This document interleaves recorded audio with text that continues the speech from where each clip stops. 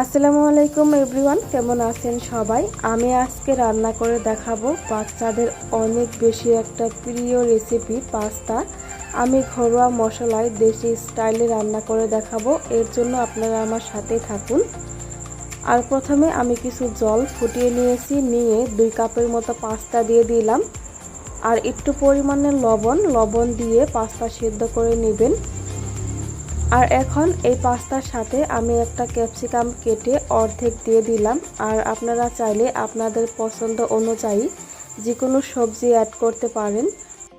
মটরশুঁটি অথবা গাজর যে কোনো ধরনের সবজি আপনারা নিতে পারেন। এই পাস্তা এখন কয়েক মিনিটের জন্য সিদ্ধ করে নিতে হবে। আর এই ক্যাপসিকাম আমি একটু লম্বা লম্বা করে কেটে নিয়েছি, যাতে করে পাস্তার সাথে খুব ভালো করে মিলিয়ে যায়। কয়েক মিনিট সেদ্ধ করে নেওয়ার পর আমি তুলে নিচ্ছি। আমার সেদ্ধ করা হয়ে গিয়েছে। ওই প্যান পরিষ্কার করে 1 টেবিল চামচের মতো তেল দিয়ে দিলাম, দিয়ে 2টা ডিম দিয়ে দিচ্ছি। এই ডিমের মধ্যে পরিমাণ মতো লবণ দিয়ে দিলাম। এখন হচ্ছে এই ডিম হালকা করে নাড়াচাড়া করে স্ক্রাম্বল করে নিব।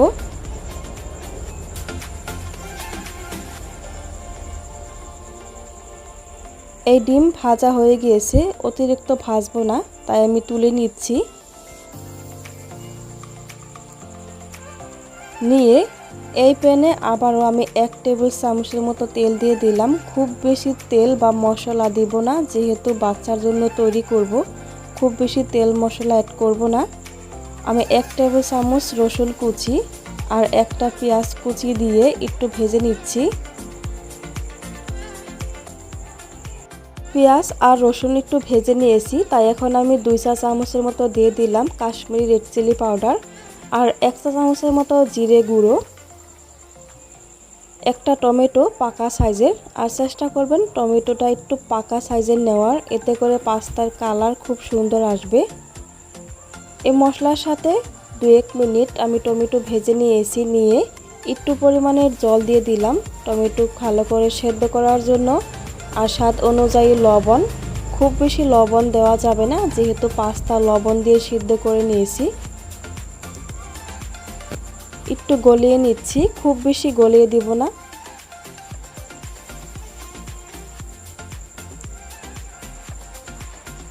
আর এখন অ্যাড করে দিচ্ছি 3-4টির মতো কাঁচা লঙ্কা, আমি পাকা কাঁচা মিলিয়ে নিয়েছি। আর 1 টেবিল চামচের মতো টমেটো সস, তবে এটা অপশনাল, আপনারা চাইলে দিতেও পারেন আবার নাও দিতে পারেন। এখন আমি সেদ্ধ করে রাখা ক্যাপসিকাম আর পাস্তা দিয়ে দিলাম। এখন আর অন্যান্য কোনো মশলা দেওয়ার প্রয়োজন নেই, শুধুমাত্র ভেজে রান্না করে নিলেই হয়ে যাবে। কয়েক মিনিট ভেজে নেওয়ার পর আমি স্ক্রাম্বল করে রাখা ডিম অ্যাড করে দিব এই পাস্তার মধ্যে।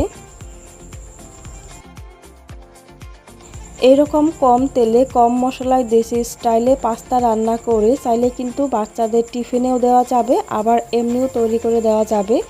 এই পাস্তা কিন্তু বাচ্চাদের জন্য খুবই স্বাস্থ্যকর একটি খাবার, যদি হয় কম তেল বা কম মশলায়। আশা করছি আমার আজকের এই সিম্পল রেসিপি খুব ভালো লেগেছে। ভালো লেগে থাকলে আমার ইউটিউব চ্যানেল সাবস্ক্রাইব করে আমার ফেসবুক পেজ ফলো করবেন। আর এরকম সহজ আর মজার রেসিপি পেতে আমার সাথেই থাকবেন। আল্লাহ হাফেজ।